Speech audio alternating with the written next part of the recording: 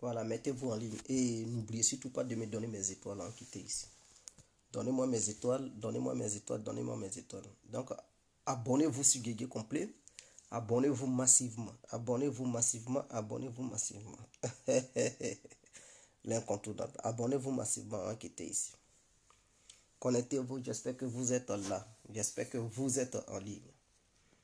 Donnez les étoiles pour toutes les personnes qui aimeraient bel et bien donner des étoiles, qu'elles donnent, sans souci. Donc, donnez les étoiles en quitté ici. Invitez vos amis à s'abonner. Invitez vos amis aussi à se connecter pour suivre le direct. On fait une analyse rapide et profonde. C'est très important par rapport à ce qui vient de se passer aujourd'hui. Voilà. Donc, abonnez-vous, abonnez-vous, abonnez-vous, abonnez-vous massivement. Abonnez-vous massivement, abonnez-vous massivement, abonnez-vous massivement. On va quitter ici. Oh, ça va bien. Sidéric, le visionnaire, ça va bien par la grâce de Dieu, on ne se plaint pas. On ne se plaint pas, la famille va bien, par la grâce de Dieu. Donc, Bill Baoken, bonsoir frère. Justin Kwame, bonsoir. Donc, je vous demande de vous, de vous abonner. Invitez vos amis à s'abonner sur Guégué Complet. Voilà, la page, la seule page qui décortique les faits du monde. La seule page qui dit la vérité, qui ne vous blague pas, qui ne vous ment pas. Donc, abonnez-vous massivement. Mario Zagallo. Ça, ce nom-là, c'est... Il y a l'un de mes petits qui porte ça au village. Mario Zagallo. Big up à vous. Ouais. Ouais. Il dit de ne pas oublier à me mouiller la gorge. Ok, c'est très important. Ouais, c'est important. Sekouba, Kébé, Maître Kébé. Bonsoir depuis votre position. Alpha Soumaoro. Big up à vous, chers parents. Alors, donc, nous allons rentrer dans le but du sujet. Bonsoir à tous et à tout temps. Pour tous ceux qui ne me connaissent pas, je suis l'incontournable Guégué Complet tout terrain, l'homme dont on parle, l'homme qui n'a pas froid aux yeux, l'homme qui ne mâche pas ses mots. Vous pouvez aussi m'appeler devant la vie, l'homme n'est rien, gouverneur italien, docteur Modon, appelez-moi Boum Boum.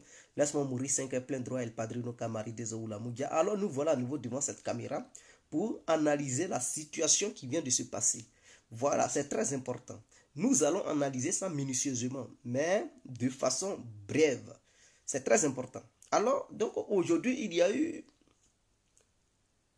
des missiles qui se sont abattus sur l'Ukraine. Et lors de cette journée d'aujourd'hui, si on peut le dire ainsi, il paraît-il qu'il y a eu un débordement de missiles qui se serait abattu sur un pays membre de l'OTAN. Donc, suite à ça, il y a eu 2 explosions et 2 morts. Ok. Donc, pour ça, il y a eu une réunion du Conseil de sécurité de l'État en question, appelé la Pologne. Et demain, les autres pays membres de l'OTAN seront saisis au nom de l'article 4 de l'OTAN qui demande des consultations avant d'arriver sur l'article 5 qui demande une intervention militaire. Est-ce le début de la Troisième Guerre mondiale ou est-ce la fin de la guerre en Ukraine? Question. Donc, j'espère que il n'y a pas de volume. Est-ce que vous m'attendez? Parce que j'ai vu quelqu'un qui a mis volume. Est-ce que vous me recevez? Est-ce qu'il y a le volume est fort ou non? Est-ce qu'il y a-t-il le volume ou non? Si oui, mettez le OK. Sinon, dites-moi clairement que vous ne m'attendez pas. Comme ça, je vais essayer d'améliorer le son. S'il y a possibilité, bien sûr. Est-ce que vous m'attendez? Vous me recevez? Ah, ok. Donc, Adama Traoré dit le son est bon. Donc, comme il vient de valider que le son est bon, voilà, Baba Traoré. Donc, voilà 2 personnes qui viennent de confirmer que le son est bon. Et donc, nous allons poursuivre l'analyse. Alors est-ce le début de la Troisième Guerre mondiale ou est-ce la fin du conflit sur le territoire ukrainien? Question. Nous allons faire les analyses ensemble. Les missiles qui viennent de s'abattre sur l'Ukraine, pourquoi il y a eu des frappes massives sur le territoire ukrainien de la part des Russes aujourd'hui? C'est une réponse envers le président ukrainien Volodymyr Zelensky. Parce qu'il a intervenu lors de la réunion du G20 depuis hier. Il a intervenu hier où il a demandé à ce que les pays membres du G20 écartent la Russie. Chassons la Russie du G20. Des pays comme la Chine se sont imposés pour dire pas question. Et que le G20 dépasse largement la coalition occidentale. Et que au sein du G20, ce n'est pas seulement la coalition occidentale qui fait partie du G20. Et qu'en dehors de la coalition occidentale, il y a d'autres pays. Donc là, il s'agit du commerce mondial et de la stabilité du monde qui est en jeu. Et donc, chasser la Russie n'est pas une chose qui serait la bienvenue. Donc, les Chinois et d'autres pays ont refusé. Donc, ça, c'était les propos de Zelensky. 2, il dit qu'il faudrait que la communauté internationale mette la pression sur Moscou pour mettre fin à la guerre. Mais pour mettre fin à la guerre, il y a des conditions. Les voilà. Les conditions suivantes. 1. La Russie retire toute son armée au sein des territoires occupés depuis 2014, c'est-à-dire y compris la Crimée. La Russie rend la Crimée aux Ukrainiens et quitte le Donbass totalement. Et les Ukrainiens récupèrent tous ces territoires. Ça, c'est une première condition. Deuxième condition, les Russes chassent Poutine au pouvoir. Et un nouveau dirigeant vient en Russie. Et maintenant, ils peuvent dialoguer de paix, de sécurité. Donc, ça, c'est deuxième condition. Troisième condition, il faudrait que tous ceux qui ont participé à la guerre, qui résident au sein de la Fédération de Russie, soient arrêtés et traduits devant les juridictions compétentes, que ce soit internationales ou nationales au sein de la Russie, que toutes ces personnes soient arrêtées. Voici les conditions qu'il a posées. Le ministre des Affaires étrangères russe a fait comprendre que les conditions de l'Ukraine pour une paix en Europe est irréaliste. Et donc, comme Kiev ne veut pas négocier, alors le porte-parole du gouvernement russe a fait comprendre que comme l'Ukraine refuse les négociations depuis un bon moment et pose des conditions irréalistes, alors les opérations spéciales se poursuivront. Et le président de la Douma, il a dit, malgré l'aide des Occidentaux, malgré l'aide des pays membres de l'OTAN apportée à l'Ukraine, la Russie fera tout pour atteindre ses objectifs sur le territoire ukrainien. Alors, suite à cette déclaration, hier et ce matin, d'ici, ils vont dire dans l'après-midi ou à 12 h, les frappes ont commencé sur l'Ukraine. D'habitude, ce sont les lundis matins. Ce sont les lundis, plutôt, que les Russes frappent. Mais aujourd'hui, ils ont décidé de frapper le mardi. En plein midi. Sinon, souvent, c'est vers les 7 h du matin, 8 h qu'ils frappent. Mais maintenant, ils ont décidé de de ne plus attendre 8 h du matin ou 7 h. Ils ont décidé de frapper en plein jour. Entre midi, 12 h, jusqu'à même, ça a poursuivi jusqu'à même aux environs de trucs de 19 h, 18 h par là. Donc, voici le résumé du terrain. Donc, c'est une réponse des Russes face aux propos de Zelensky pour lui faire comprendre que la Russie a la capacité militaire de frapper partout en Ukraine et même si elle veut anéantir l'Ukraine, elle peut l'anéantir. Et donc, il ne faudrait pas que Kiev se réjouisse le truc se réjouissent en chantant pour dire on a la victoire parce que Kiev est soutenu par les pays membres de l'OTAN. Et que si Zelensky il refuse d'aller aux négociations, voici ce qui attend le peuple ukrainien. Et donc aujourd'hui, il y a 7 millions d'Ukrainiens qui n'ont pas d'électricité, qui n'ont pas d'eau potable. Parce que les frappes ont atteint exactement leur objectif.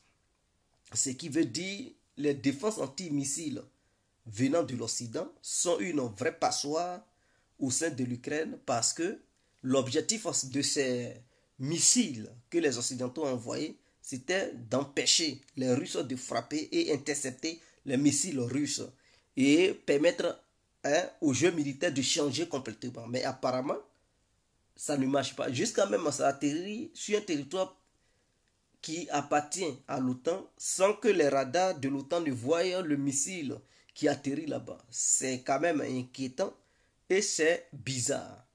Alors, suite à ces frappes, aujourd'hui à Kiev, des gens fuient déjà la capitale parce que l'énergie qui alimentait, le peu d'énergie qui restait, qui alimentait la capitale ukrainienne, vient encore d'être frappée. Et donc, l'hiver s'annonce dur pour les Ukrainiens. C'est-à-dire, d'ici un mois, le mois de décembre, ça va s'empirer. Il aura assez de fraîcheur. Et donc, s'il n'y a pas d'énergie, les gens de là-bas, ils vont faire comment? Parce que leur truc, comment on appelle ça, leur hiver n'a rien à voir avec l'hiver de l'Europe de l'Ouest. Où il fait moins 2 degrés, 3 degrés là-bas. Là. Quand il fait hiver, c'est moins 20 degrés. C'est-à-dire, si ton oreille n'est pas protégée, tiens, un bon matin, tu vois que le sang ne passe plus, ils vont te couper l'oreille. Si tu ne portes pas des gants, un bon matin, tu vois que tes doigts sont devenus noirs, on dit non, le sang ne circule plus, on coupe ton bras. Donc, c'est un pays comme ça. Imaginons un tel pays sans aucune énergie. Qu'est-ce qui se passe là? Donc, les gens ont commencé à fuir, ils partent en Europe.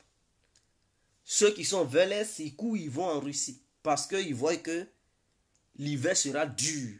Et donc, les Européens vont encore accueillir beaucoup de migrants sur leur territoire. Et c'est un message que la Russie envoie aux Européens pour dire, vous voulez soutenir Kiev, il n'y a pas de souci. Vous allez beaucoup saigner. Parce que ce qui se passe, c'est que en ce moment, l'Ukraine est incapable de payer ses propres fonctionnaires. Et donc, ceux qui payent les fonctionnaires ukrainiens, ce sont les pays membres de l'OTAN, c'est-à-dire l'Amérique et toute l'Union européenne, qui votent des budgets chaque fin du mois pour envoyer ça en Ukraine. Et donc, du coup, ils se font saigner, économiquement parlant. Ils se font saigner, économiquement parlant. Et donc, à un moment donné, beaucoup de pays où l'inflation se lève commencent à bouder. Mais l'oncle Sam met pression sur ces pays-là pour dire non, non, non, vous allez continuer à soutenir l'Ukraine. Sinon, au cas où vous refuserez, le jour où vous avez des problèmes, nous là, on ne va pas venir, l'OTAN ne va pas vous aider. Donc, ils sont obligés de soutenir l'Ukraine. Et la population européenne commence à sentir le soutien de l'Europe vis-à-vis de l'Ukraine. Les gens commencent à bouder. Les voix commencent à se lever. Alors, d'où cette histoire de vouloir mettre fin à cette guerre. Les Européens, ils disent non quand les Ukrainiens seront prêts. Mais en réalité, c'est de l'hypocrisie. Parce qu'ils savent que les Ukrainiens ne décident pas d'eux-mêmes pour mettre fin à une telle guerre. Ce ne sont pas les Ukrainiens qui prennent les décisions. C'est eux qui devraient prendre les décisions. Pourquoi? Parce que sans eux, l'Ukraine ne tiendra pas. L'Ukraine ne peut pas tenir sans leur soutien. Et donc, celui qui donne, c'est celui-là qui a le pouvoir sur l'autre. Toi qui donnes à l'autre, c'est toi qui as le pouvoir sur lui. Ce n'est pas lui qui a le pouvoir sur toi. Donc, l'Ukraine ne peut pas décider pour dire aujourd'hui j'arrête. Non. Donc, si l'Ukraine dit bon, nous on n'arrête pas, on va jusqu'à Moscou. Et ils vont dire bon, tant que l'Ukraine n'a pas arrêté, nous on laisse. Donc, vous comprenez. C'est un exemple que j'ai donné. Si l'Ukraine dit non, non, non, nous on ne cesse pas. On veut continuer la guerre jusqu'à arriver à Moscou, on veut chasser Poutine de là-bas. les Européens, ils vont dire oui, tant que les Ukrainiens n'arrêtent pas, nous on les soutient, on les soutient. Donc ça, ce sont des discours hypocrites. Parce que tout simplement, il leur suffit de dire, soit il est l'heure de négocier immédiatement. Dans le cas contraire, si vous refusez, nous, on retire nos aides. On ne va plus envoyer de l'argent pour payer vos militaires. On ne va plus envoyer des armes. Et vous allez vous retrouver face aux Russes. Et ils vont vous montrer ce qu'ils peuvent vous montrer. Dans le cas contraire, si vous ne voulez pas voir un tel scénario, vous vous asseyez pour négocier. Les Ukrainiens peuvent dire quoi? Ils ne peuvent rien dire d'autre. Ils seront dans l'obligation de négocier parce qu'ils savent que si vous les abandonnez, ils ne sont rien. Sans vous, là, ils ne sont rien. Donc, du coup, ils vont négocier. Mais quand vous dites le jour où ils sont prêts, ils vont négocier, c'est à eux de définir. C'est qu'en réalité, vous voulez la guerre en vous cachant derrière l'Ukraine. Pour dire, bon, nous on soutient l'Ukraine, mais c'est à l'Ukraine de décider quand elle veut arrêter. Pendant ce temps, vous appuyez l'Ukraine pour dire non, ne vous arrêtez pas. Donc, indirectement, c'est la guerre que vous voulez. Ce n'est pas la paix. Maintenant, l'OTAN a juré devant le monde entier, devant l'humanité tout entière, depuis que l'OTAN a été créée. Elle a été créée, cette organisation atlantique. Depuis qu'elle a été créée, aucun pays du monde n'a jamais lancé un petit missile pour tomber sur le territoire de l'OTAN. Alors, en se basant sur ça, les pays membres de l'OTAN ont juré que le jour un pays qui ne fait pas partie de l'OTAN tirerait un missile, si jamais ce missile tombe, il ne serait-ce que sur le territoire membre de l'OTAN, l'article 5 sera déclenché immédiatement et il y aura une intervention des pays membres de l'OTAN sur ce pays. Okay. Donc, c'est un serment que l'OTAN a prêté devant le monde entier. Ce sont des discours d'intimidation. Même lors de la guerre froide entre les deux blocs, le bloc occidental et le bloc de l'Est, c'est-à-dire la coalition de trucs, comment on appelle ça, de l'URSS, il n'y a jamais eu de tel incident en dehors des missiles de Cuba. Ok. Voici quelque chose qui vient de se passer aujourd'hui. Est-ce le début de la deuxième guerre mondiale, troisième guerre mondiale, ou est-ce la fin du conflit au sein de l'Ukraine? Donc, il y a plusieurs hypothèses. Après cette réunion, l'OTAN décide de jouer sa crédibilité vis-à-vis du monde entier pour dire, on avait juré, pour dire, en disant que si un pays qui ne fait pas partie de l'OTAN laguait un petit missile dans un pays membre de l'OTAN, alors l'article 5 allait être déclenché. Donc, c'est ce qui est arrivé. Parce que toujours, ils vont dire que c'est un missile russe. Hein. Même si c'est un missile ukrainien qui a raté sa cible pour frapper la Pologne, les experts militaires, les experts qui vont analyser les débris de ce missile, ils ne diront jamais que c'est un missile ukrainien. Parce qu'il y a 2 personnes qui sont mortes quand même. Parce qu'en disant que c'est un missile ukrainien qui a tué 2 Polonais, mais la population polonaise va être mécontente vis-à-vis de la population ukrainienne ou du gouvernement ukrainien. Et il y aura un retournement de la situation. Et donc, aux yeux des dirigeants, aux yeux des experts européens, même si c'est un missile ukrainien, ils diront toujours que c'est un missile russe. Donc, dès à présent, considérons cela comme un missile russe. Même si c'est faux, ils diront que c'est un missile russe. Donc, on considère que c'est un missile russe. Donc, un missile russe frappe la Pologne. 2 morts au sein du territoire polonais. Qu'est-ce que l'OTAN va faire? L'Amérique qui a juré de protéger l'Europe au cas où la sécurité d'un pays membre de l'UE faisant partie de l'OTAN serait menacée, alors l'Amérique se porte garant de défendre ce pays. Voici une situation délicate. Voici un dilemme où les Américains se retrouvent. S'il y a un pays au monde auquel les Américains ne veulent pas affronter directement, c'est-à-dire une guerre militaire directe, c'est la Russie. Les Américains, ils sont prêts à affronter les Chinois, ils sont prêts à affronter n'importe quel pays, mais ils ne veulent pas affronter la Russie directement dans une guerre militaire. Bon, ce pays qui ne veut pas affronter directement dans une guerre militaire, on dit ce pays-là a violé votre loi. C'est-à-dire la loi qui consiste que un pays membre de l'OTAN ne doit pas être menacé par un autre pays qui ne fait pas partie, ou bien laguer un missile là-bas. Voici le missile qui est lagué. L'Amérique, le monde entier regarde maintenant l'Amérique. L'Occident regarde l'Amérique. Qu'est-ce que les Américains vont décider? Parce que sans l'aval des Américains, les Occidentaux, ils ne peuvent rien. Ils vont gesticuler et puis ça n'ira nulle part.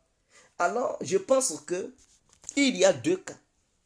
Soit ils déclenchent l'article 5 et c'est le début de la catastrophe de l'humanité, ou soit ils comprennent que c'est un missile russe et l'OTAN décide de donner une réponse à la Russie, mais pas de façon officielle, tout en se cachant derrière l'Ukraine pour cibler des cibles sur le territoire russe et dire que ce sont les Ukrainiens qui ont frappé.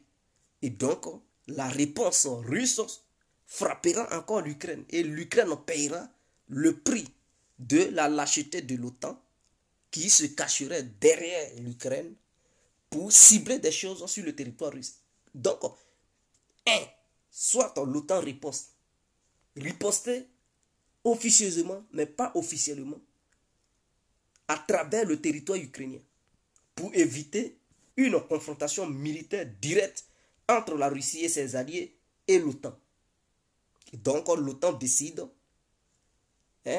d'envoyer certains missiles à longue portée en Ukraine, viser des cibles sensibles au fond de la Russie, des villes stratégiques russes où les missiles ukrainiens ne peuvent pas arriver. L'OTAN décide d'envoyer des missiles spéciaux pour se cacher sur le territoire ukrainien et laguer ça, frapper des cibles là-bas.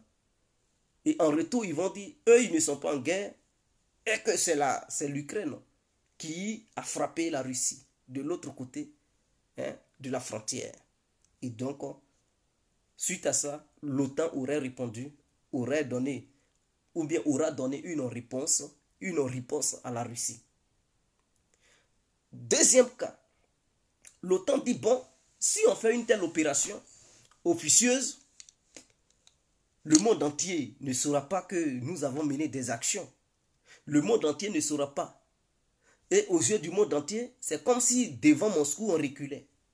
Et donc, pour montrer notre crédibilité, alors, nous décidons de déclencher l'article 5 de l'OTAN et cela nous donne la possibilité d'intervenir sur le territoire ukrainien pour pousser les Russes et les chasser de l'Ukraine. Alors, ça serait une guerre ouverte entre l'OTAN et la Russie. Et donc, le conflit ne se limitera plus seulement sur le sol ukrainien, puisque s'ils rentrent en guerre directement, ils auront le droit de frapper le territoire russe avec des missiles à longue portée. La Russie ne va plus se contenter uniquement de l'Ukraine, mais elle aura aussi le droit de frapper des cibles sur le territoire des pays membres de l'OTAN. Donc, tous ceux qui font partie de l'OTAN. Et donc, ça devient une guerre généralisée, une guerre globale que personne, même l'ONU ne pourra pas maîtriser et les Africains même ne pourront pas maîtriser. Est-ce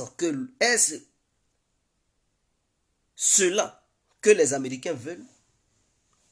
Parce que voici le scénario. Si jamais cela arrivait, la Chine ne rentrera pas en guerre directement avec les pays membres de l'OTAN. Mais la Chine prendra une décision. Quelle est cette décision? C'est qu'elle enverrait des mercenaires chinois, c'est-à-dire des soldats chinois, comme le fait l'OTAN. Elle enverrait des soldats chinois avec des matériels de guerre sans rentrer en guerre officiellement et dire que non, nous soutenons les Russes. que c'est un soutien, un apport militaire, on apporte, mais nous ne sommes pas en guerre. Et donc, en soutenant la Russie comme ça, indirectement, elle participe. Et la Russie a ses alliés. Hein. Il y a le Kazakhstan, le Kyrgyzstan, l'Arménie, le Turkménistan. En tout cas, il y a plusieurs pays de l'Asie, hein, l'Asie de l'Est et tout. Il y a des pays qui sont les alliés de la Russie. Les Iraniens, ils enverraient aussi des trucs des mercenaires, des trucs des Syriens, ils enverraient aussi des mercenaires, les Hezbollah enverraient aussi des mercenaires pour soutenir la Russie. Et donc, s'il y a eu une telle guerre, l'Occident s'affaiblit automatiquement. Parce que l'économie occidentale manque déjà d'énergie, ça c'est un. Et s'il y a eu une guerre, la Russie sera détruite, mais l'Occident aussi sera détruit. Et donc, ce qui provoquera l'indépendance totale de l'Afrique, parce que des pays qui sont détruits, des pays qui n'ont plus de ressources pour s'alimenter eux-mêmes, ne pourront plus donner des ordres à l'Afrique pour dire faites ça, on va vous venir en aide. Parce qu'eux-mêmes, ils auront besoin d'aide. Donc, les pays africains vont dire, mais vous-même, vous avez besoin d'aide et vous voulez nous donner des aides. Donc, vous êtes incapable de nous donner des aides. Donc, la Chine, qui ne rentrera pas directement dans la guerre, sera la superpuissance. Parce qu'elle aura toutes les ressources du monde, l'argent et tout. Donc, les Africains, on se connaît entre nous. Nos dirigeants vont commencer à courir pour aller vers les Chinois. Pour dire, ah, les Chinois, eux, ils ont l'argent. C'est eux seulement qui peuvent nous soutenir. Hein, c'est eux qui peuvent nous financer. Ils peuvent financer nos projets. Mais concernant l'Europe, l'Europe est tombée. L'Europe est dévastée par la guerre, est déchiquetée par la guerre. Et donc, les Européens n'ont plus rien à nous apporter. Et donc, nous allons nous tourner vers l'Asie. Claire, l'Europe paie l'Afrique.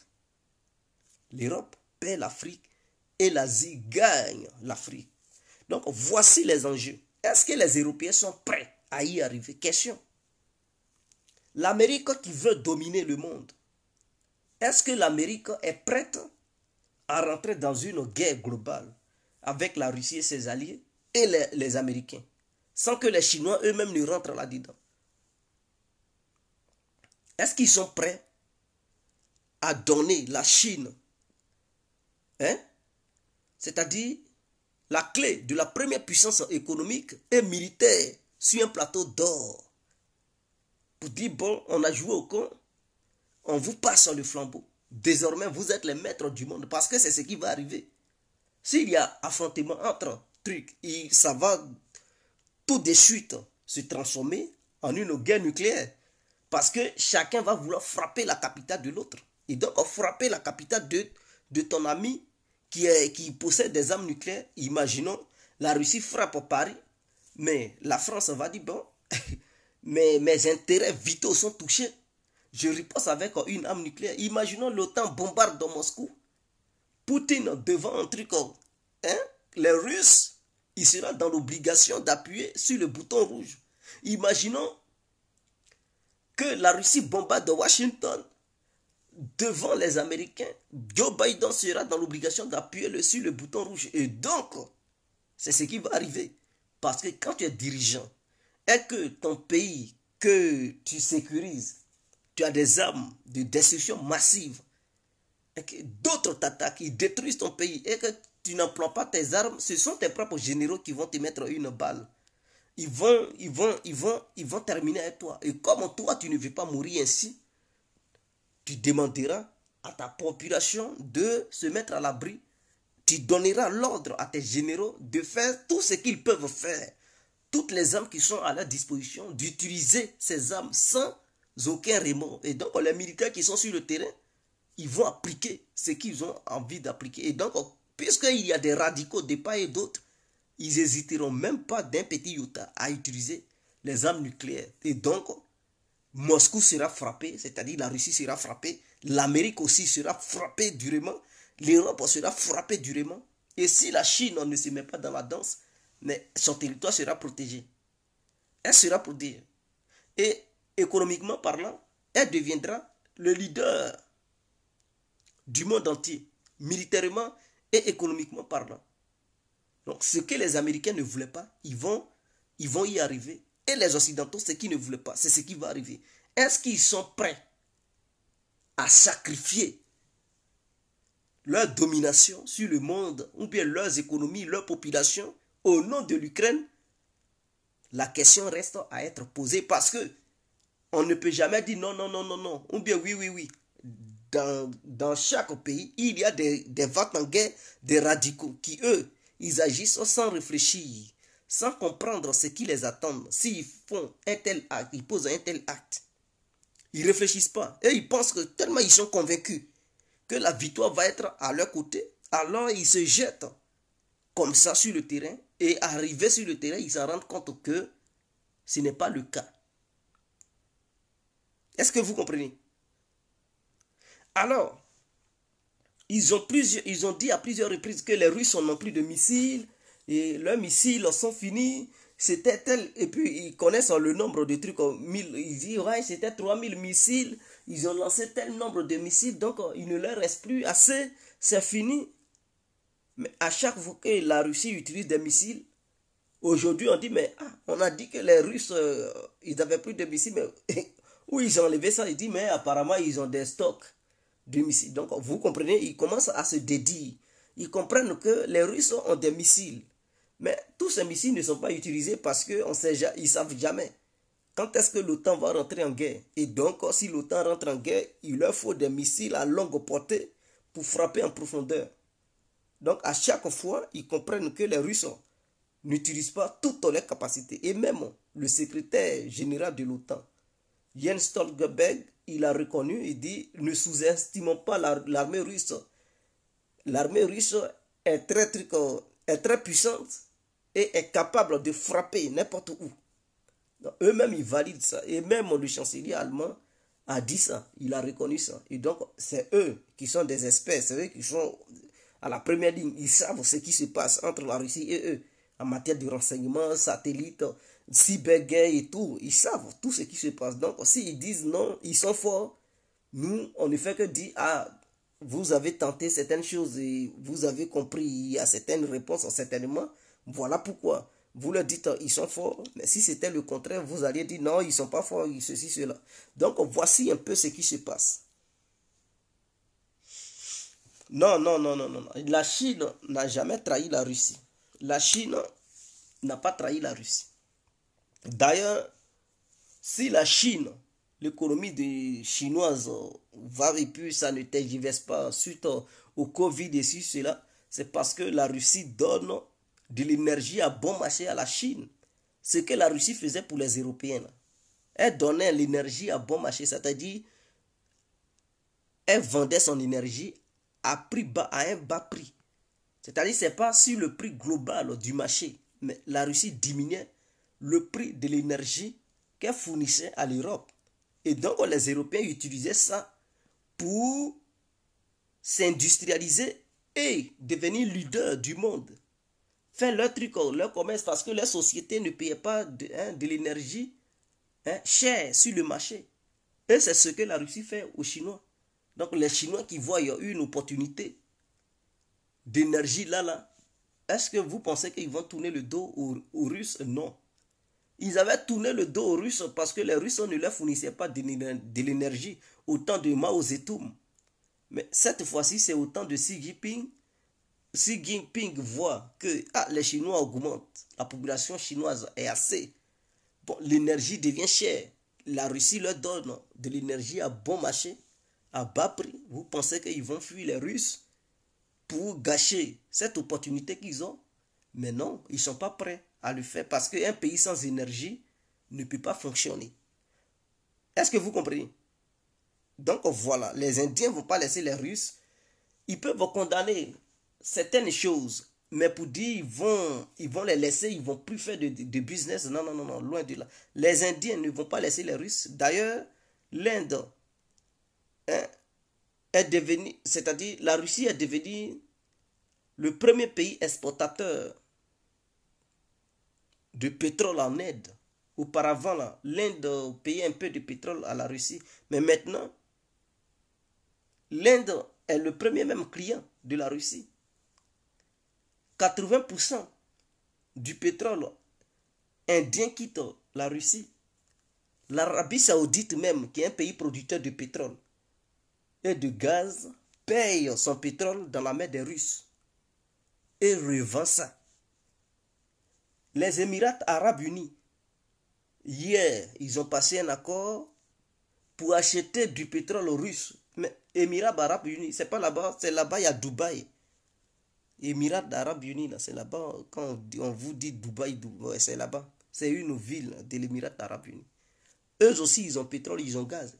Mais, par solidarité, ils s'en vont acheter le pétrole aux Russes et puis ils revendent ça en Asie ou en Europe. Donc, voici le business. Donc, les Européens, ils disent, oh, nous, on ne veut plus, mais il y a des pays arabes, là, les pays arabes, eux, malgré qu'ils sont pays producteurs de pétrole, ils ont leur pétrole, mais ils s'en vont acheter le pétrole en Russie et puis ils revendent. Pourquoi? Parce qu'ils savent que le pétrole sur le marché est cher.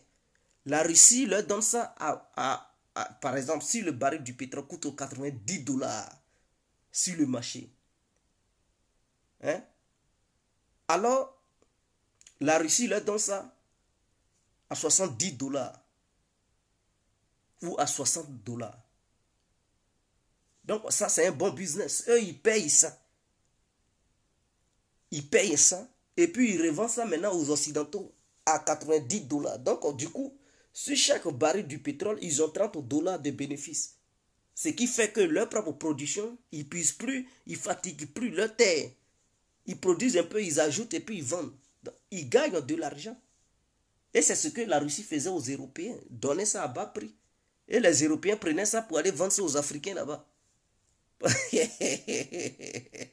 Donc, vous comprenez maintenant comment ça se passe. Donc, ils ne vont jamais abandonner les Russes. Ils ne vont jamais abandonner les Russes. C'est très important. Ils savent que s'ils abandonnent les Russes, l'OTAN arrivera à leur nez là-bas. Les Occidentaux, ils ont été clairs. Ils ont dit la Russie et la Chine sont les ennemis de l'OTAN. Si les États-Unis créent une alliance vers l'Asie, c'est à cause de la Chine. L'AUKUS, là, Angleterre, Australie, Amérique, ils veulent tirer le Japon, plus comment on appelle ça, la Corée du Sud, dans leur alliance contre la Chine. Et les Chinois les voient.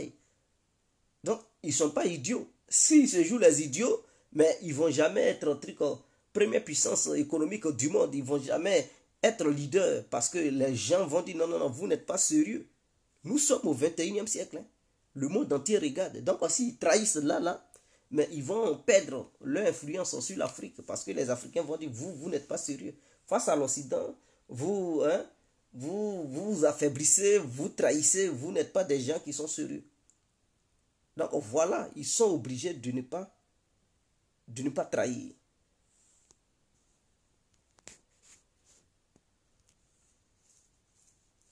Donc voici un peu ce qui se passe. Ou soit les frappes sur la Pologne, ça poussera les pays européens à réfléchir, les leaders européens, à dire le fait d'apporter du soutien militaire à l'Ukraine, petit à petit, l'escalade ne fait que monter. Petit à petit, on se rapproche d'une guerre ouverte entre la Russie et l'Ukraine. Est-ce le moment d'apaiser la situation, de réfléchir pour ne pas que on arrive à un niveau où on ne peut plus se contrôler et ça va se déclencher. Parce que là, les pays européens, leurs intérêts sont en jeu. Ce que veut Varsovie, c'est-à-dire la Pologne, c'est de les pousser à faire la guerre contre la Russie. Maintenant, les pays membres de l'UE, les pays membres de l'OTAN, surtout les pays européens de l'Ouest, quand ils voient leurs intérêts, les Polonais, ils se disent, mais peut-être ils sont un peu jaloux de l'Allemagne. Quand ils voient les industries allemandes, ils voient les industries des Français, ils se disent, ah, mais nous, on n'a pas encore atteint ce niveau-là. Mais et si on les poussait à provoquer une guerre, on va se détruire ensemble et nous, on va devenir les leaders de l'Europe parce que l'Amérique va nous soutenir pour qu'on devienne les leaders en Europe. devant l'Allemagne et la France. Donc les Polonais, ils peuvent avoir une telle mentalité, une telle pensée. Et ils peuvent dire non, l'article 5, l'article 5, l'article 5. Avant même que cela ne commence, les Américains et les Russes, ils peuvent s'attendre pour dire, bon, écoutez, s'il y a guerre nucléaire, ne nous frappez pas. Nous aussi, on ne vous frappera pas. Hein? Si vous voulez frapper l'Europe, vous pouvez frapper. La France a arme nucléaire, l'Angleterre a arme nucléaire, mais nous, Américains, on ne va pas utiliser pour nous. Et un accord bidon peut se passer en cachette. Et les Européens, ils vont se retrouver en face de la Russie. Et ils ne sauront pas quoi faire. Donc, voici un peu. Donc, les pays de l'Europe de l'Ouest se posent des questions. Et la population européenne commence à comprendre que là où ça va, là, on a failli entrer dans une guerre mondiale. Donc, la population européenne va commencer à agir pour demander à leur gouvernement de mettre fin à cette guerre immédiatement, parce que là où ça va, là, d'escalade en escalade, ce n'est pas bien, et que si la guerre ne s'arrête pas, il risque d'avoir une guerre ouverte immédiatement entre l'OTAN et la Russie. Donc là, ça peut pousser les dirigeants à prendre conscience. Voilà comment les dirigeants peuvent prendre conscience pour dire, mettons un terme à cette guerre. Ou soit, ils disent, bon, comme le missile est tombé là, c'est que nous allons faire, on va plus négocier, on va emmener des armes lourdes, des armes qui n'ont plus de trucs, c'est-à-dire, il n'y aura plus de limites. On va leur donner les missiles à longue portée qui peuvent frapper les territoires lointains de la Russie. Et tout, on va envoyer même les avions de l'OTAN, on va donner ça aux Ukrainiens, ils vont faire la guerre, la Russie. Voilà, on n'a plus de limites. Et là encore, c'est dangereux parce que Poutine sera tellement acculé par son peuple que si il n'obéit pas à certains généraux radicaux qui vont lui dire, mais si l'OTAN fournit des missiles à longue portée pour frapper des villes comme Saint-Pétersbourg, Moscou, c'est une humiliation pour la Russie. Et donc, la Russie devrait répondre en frappant aussi les pays membres de l'OTAN. Si Poutine est réticent et qu'il refuse d'exécuter cela, ils sont capables même de l'écarter du pouvoir pour qu'un militaire radical prenne le pouvoir. Et là, il aura une guerre ouverte avec l'OTAN. Et donc, la situation est très critique. Quelle option propose l'Europe? L'OTAN propose quoi? Parce que, dans tous les cas, si c'est une question de dire, bon, comme c'est arrivé là, on ne veut pas que ça augmente, on fait tout pour que la guerre s'arrête immédiatement. Les négociations commencent. À partir du truc de janvier, nouvelle année, et puis bon, ils trouvent un consensus. Dans tout ça, l'Ukraine sera dans l'obligation d'accepter une partie de son territoire qui va lui échapper. Et le reste de l'Ukraine sera sous surveillance internationale. Et ce pays ne rejoindra jamais l'OTAN et l'Union européenne. Ce pays deviendra un pays neutre entre les deux parties pour éviter encore un conflit. Ainsi, un accord pourra être trouvé entre les grandes puissances. Donc, voici un peu ce que moi je vois. En dehors de ça, je ne vois autre chose. Je ne vois rien d'autre. Maintenant, ce n'est pas forcément que l'OTAN va intervenir. Il se peut que la Pologne, qui est un pays qui déteste la Russie, demande une intervention des pays membres de l'OTAN parce que c'est un consensus.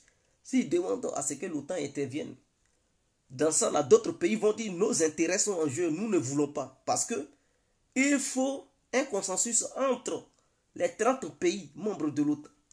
Là, il ne s'agit plus de soutenir un pays pour dire, bon, on va soutenir ce pays-là pour se défendre. Mais il s'agit de t'impliquer toi-même dans la guerre. Et donc, ce qui revient à dire que ton pays aussi sera frappé. Et donc, les pays qui étaient les ventes en guerre, qui étaient en première ligne, est-ce que ces pays-là vont prendre conscience pour dire, si la Pologne nous demande de déclencher l'article 5, est-ce qu'on sera en mesure de le faire? Parce que là, ce n'est plus une question de donner des armes à l'Ukraine pour se battre, mais nous-mêmes, on sera impliqués. Donc, ce qui veut dire, non, nos propres populations seront aussi menacées. Alors, je pense que parmi les pays, les vents en guerre, qui sont chauds, vont commencer à réaliser le danger en fait. Et vont dire non, non, non, nous on ne signe pas. Imaginons la Finlande qui dit si elle rejoint l'OTAN, et puis on dit signer pour rentrer en guerre contre la Russie. Ils vont dire, nous sommes à la frontière de la Russie. Hein? La Norvège, la Suède, ils vont dire, ah, notre pays est truc, on va recevoir encore des bombes ici. Ils vont commencer à réfléchir 1000 fois. Ils vont dire non, non, non, on ne veut pas de guerre. Et donc, suite à ça, la Pologne peut dire, bon, comme vous ne voulez pas, et parmi les pays membres de l'OTAN, soit les pays européens, vont dire, bon, en soutien à la Pologne, en dehors de l'OTAN, nous allons nous-mêmes intervenir. On va agir en Ukraine pour apporter le soutien aux Ukrainiens et repousser les Russes. En ce moment-là, eux-mêmes, ils prennent l'engagement d'intervenir sans l'accord de l'OTAN. Mais, comme vous le savez, s'ils interviennent ouvertement, ça veut dire qu'ils vont faire décoller leurs avions depuis leur pays, ils vont prendre des chars de guerre pour rentrer en Ukraine et tout. Donc, ce qui veut dire ils vont préparer leurs opérations depuis leur pays de base. Les avions vont décoller là-bas parce qu'il n'y aura pas d'aéroport en Ukraine pour faire décoller les avions là-bas et tout. Les avions vont décoller de l'autre côté et de là-bas, ils vont vouloir frapper. Ce qui veut dire les Russes se réservent aussi le droit de frapper. D'où viennent les avions, d'où les attaques viennent. Et cela va mettre l'OTAN devant un dilemme. Pour dire, ah, le pays est membre de l'OTAN, est attaqué, mais ce pays ne nous a pas demandé notre accord. Avant d'intervenir, on a refusé, mais ce pays intervient quand même. Et veut nous plonger dans la guerre. On fait comment? Là, la vie de l'OTAN est en jeu. Parce que d'autres pays vont commencer à réfléchir. Parce qu'au nom du soutien de l'OTAN, ils vont dire, ben, si nous tous on rentre en guerre, qu'il y a nucléaire, d'autres pays risquent de disparaître. Donc, ils vont dire, ah, si c'est une organisation comme ça, non, non, non, nous on va quitter parce qu'on ne veut pas rentrer dans une guerre que nous-mêmes on n'a pas voulu qu'un autre pays nous impose. Sans aucun consensus. Donc, beaucoup de pays vont commencer à prendre conscience. Ils vont dire, hein, on se retire de l'OTAN. Et donc, là, l'OTAN risque de disparaître. Voici les enjeux qui sont en cours.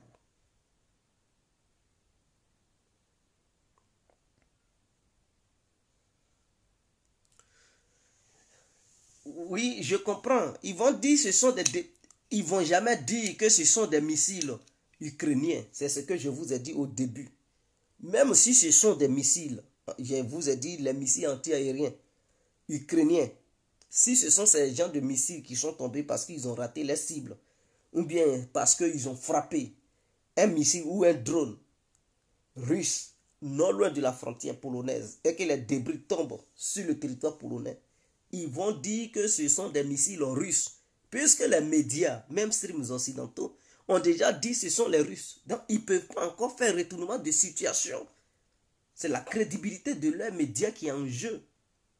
Donc, ils ne peuvent pas encore ils se dédient pour dire non, ce sont des missiles ukrainiens. Comment la population européenne va accepter ça, accueillir ça? L'objectif, c'est de dénigrer la Russie, c'est de diaboliser la Russie. Et donc, du coup, c'est-à-dire, c'est un bonheur pour eux, puisque le G20 est en cours d'utiliser ça pour dénigrer la Russie. Et donc, vous pensez qu'ils vont dire non, ce sont les Ukrainiens. Non, ils diront toujours que ce sont des Russes. Même si ce sont des débris du S-300, ils vont dire, oh, les Russes utilisent le S-300 pour frapper le territoire ukrainien. Voilà la thèse qu'ils vont avancer. Que non, c'est un S-300 russe utilisé par l'armée russe et qui serait tombé en Pologne. Parce que les S-300 ukrainiens sont des S-300 soviétiques. Ils vont dire, oh, les Russes utilisent aussi des S-300 soviétiques, donc ça vient de la Russie. Donc, ils vont utiliser tous les arguments pour dit que c'est la Russie. Voilà, c'est ce que je vous ai dit au début. Même les enquêtes, ils ne diront pas que ce ne sont pas les Russes. Ils vont toujours dire que quels sont ceux qui font les enquêtes? Ce ne sont pas les experts européens. Est-ce que face aux Russes, ils ont toujours dit la vérité? Non, ils vont dire que ce sont les Russes. Ils vont incriminer toujours, même si Nord Stream 1, 2, là, quand ils ont fait enquête, là, c'est parti où? Malgré les enquêtes, les médias n'ont pas dit que ce sont les Russes qui eux-mêmes, ils ont fait sauter les trucs. Suite à ça, est-ce que les enquêtes ont donné la suite? Non. Donc, voici un peu ce qui est en jeu. Ils vont, puisque les médias ont déjà accusé la Russie, ils ont déjà fait des tapages. Et après, ils vont dire non, ce ne sont pas les Russes. Comment ils vont voir leurs médias? Ils vont dire, ah, donc ils font de la propagande, de la désinformation. Or, c'est à cause de cette même désinformation, ils ont fermé des médias russes en Europe ici. Donc, vous pensez qu'ils vont aller, ils vont contredire leurs propres médias? Ils ne vont pas le faire. Ils vont dire, coûte que coûte, que c'est la Russie. Même s'ils découvrent que c'est l'Ukraine, ils vont trafiquer les résultats pour dire que c'est la Russie. C'est tout. Maintenant, en disant ça, ils vont faire comment? Ils vont dire, bon, nous allons lancer une cyberattaque. Qu'il y a aussi la guerre dans l'informatique pour ne pas perdre la face. Et ils vont dire, voilà, il y a eu une riposte. Il y a eu une cyberattaque de grande envergure. Voilà. Donc, c'est ce qu'ils vont faire. Pour ne pas perdre la face. Et puis, ils vont dire, bon, on va encore sanctionner. On va empirer les sanctions. Ils vont demander aux alliés de la Russie de condamner la Russie publiquement. Ou bien de se désolidariser de la Russie. Parce que la Russie et tout. Voilà. C'est tout ce qu'ils vont faire. Je ne les vois pas traverser les bornes ou bien la ligne rouge pour dire qu'ils vont déclencher une guerre ouverte à la Russie. Ça ne va pas les arranger. Ça ne va pas les arranger, ça ne va pas aussi arranger les Russes. Donc, je pense que ils sont conscients de ça. Maintenant, on ne peut jamais dire jamais on n'est pas à l'abri de quoi que ce soit. Il y a aussi des ventes en guerre en Europe. Si c'est ceux-là qui donnent des ordres, il se peut que, malheureusement, on arrive à un niveau de non-retour et leur histoire de tasse à carbone ou bien la transition énergétique, ceci, cela, parce qu'il y a réchauffement climatique, le gaz à effet de serre et tout ça, on va oublier ça parce que le monde sera carbonisé totalement. Un monde invivable, un monde où les gens vont se réfugier dans des endroits parce que partout sera carbonisé qui rendra ces endroits-là invivables. Donc voici un peu.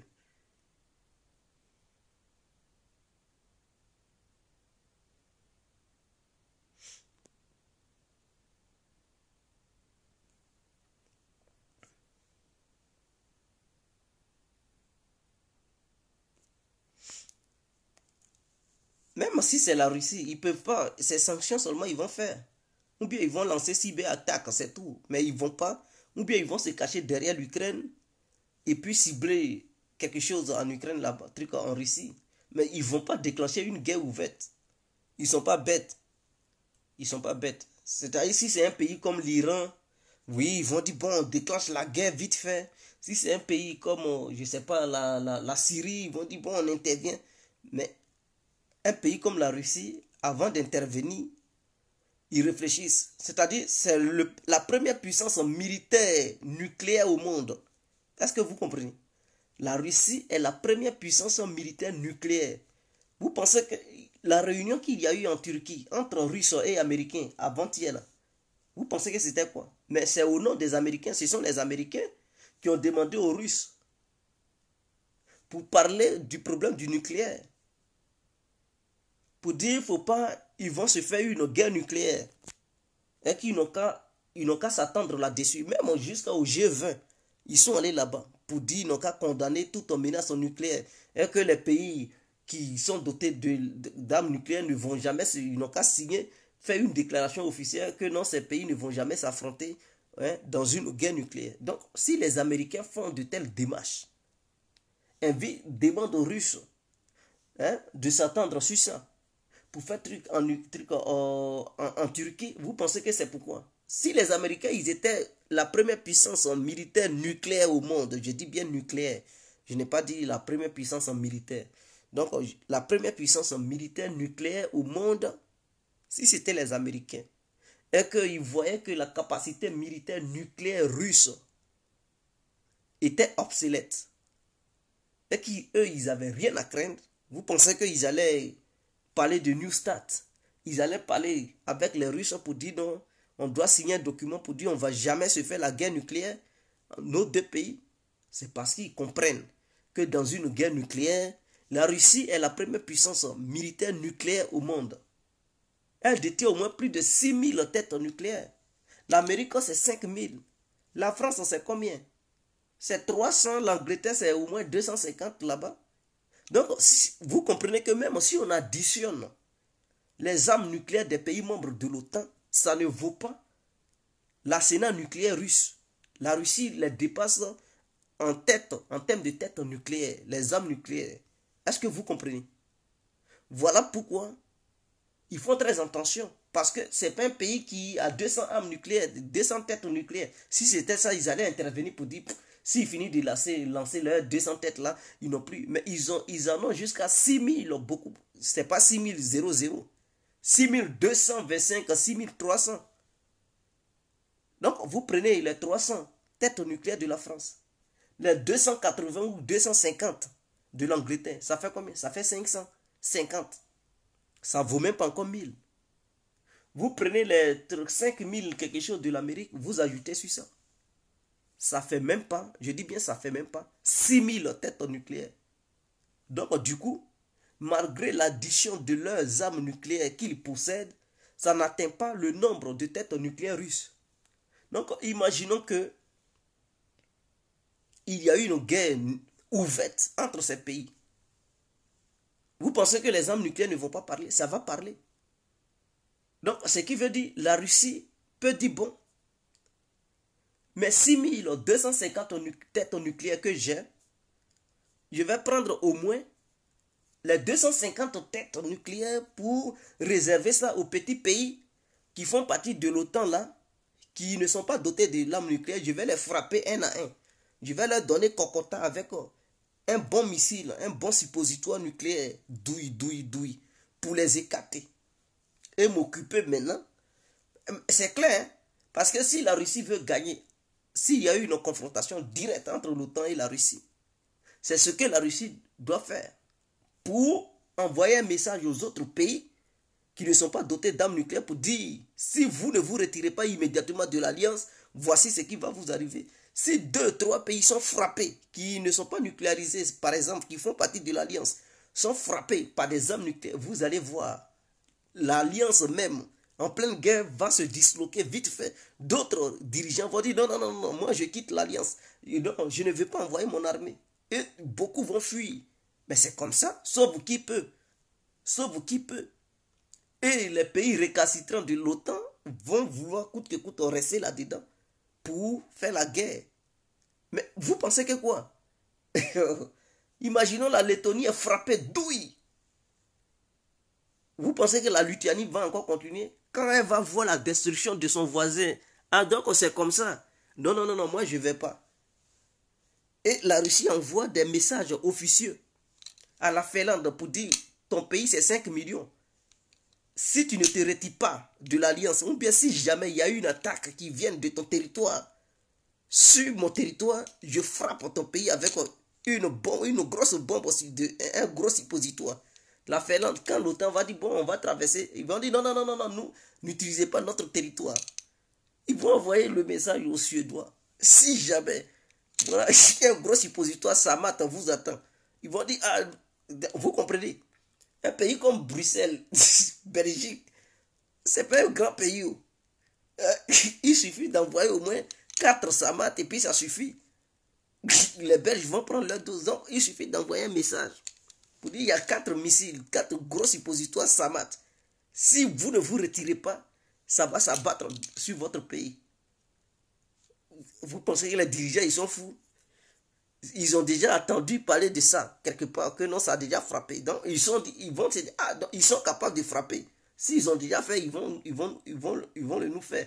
Donc, qu'est-ce qu'ils vont? Ils vont dire, nous, on se retire. Donc, pour finir, la France, l'Angleterre, l'Amérique, ainsi que la Pologne et l'Allemagne vont se retrouver face à la Russie et ses alliés. Et eux, leurs alliés vont fuir. Donc, vous comprenez la dangerosité. Donc, ils comprennent, ils ne sont pas bêtes. Hein. Quand ça n'a pas encore commencé, ils sont chauds. Vous pensez que le Japon va suivre? Mais le Japon est leur allié. Ils ont déjà connu ce que c'est que le nucléaire, les Japonais. Donc, vous pensez qu'ils vont suivre les Yamamoto, les Hirohito? Vous pensez qu'ils vont être dans la danse? Et c'est nous, on est dans le temps, on suit l'alliance. Non. Quand les Russes vont leur dire, écoutez, si vous ne faites pas attention, c'est un truc, c'est où même qui... Quand je dis c'est où, c'est, comment on appelle ça, mais Tokyo même qui sera frappé. C'est Nagasaki et truc, hein. Hiroshima qui avait été frappé, mais cette fois-ci, c'est Tokyo même qui sera visé. On a 10 samats pour vous. Quand ils vont attendre 10 samats, les Japonais, ils vont dire non, on ne vous soutient pas. Nous, là, on n'est pas dans... Non, on ne soutient pas l'OTAN. Est-ce que vous comprenez? Poutine envoie un message à Kim Jong-un pour dire si la Corée du Nord veut bouger, la Corée du Sud veut bouger pour se mêler là-dedans, envoie-les au moins 10 suppositoires. Quand la Corée du Sud va attendre ça, ils vont dire non, nous, on ne va pas soutenir l'Amérique dans son truc. Et qu'on ne veut pas. Donc, vous comprenez déjà. Et ça, c'est un fait. Le Portugal, qui est un petit pays, les Portugais, ils sont petits comme ça.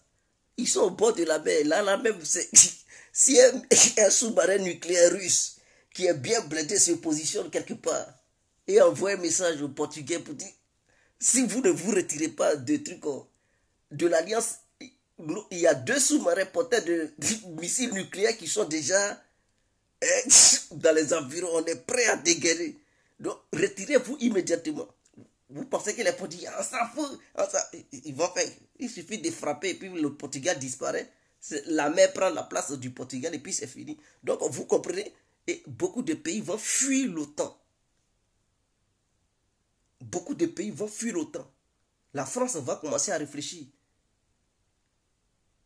Puisque elle-même, Macron a dit la doctrine nucléaire. La doctrine nucléaire de la France, c'est quand le territoire français est menacé. Donc, ils vont dire, nous, on ne peut pas laguer bombe atomique sur la Russie, hein, parce qu'en retour, elle risque de frapper aussi les villes françaises. Donc, non, ils vont commencer à vouloir trahir Washington. Et les Américains, ils ne sont pas des petits cons, ils voient tout ça. Et donc, ils vont dire aux Polonais, arrêtez vos conneries là. On va condamner la Russie violemment. Hein, on va les sanctionner et puis bon, ça s'arrête là. C'est tout ce qui va se passer. Donc, si on se laisse, c'était l'incontournable. Bien compris. Ciao.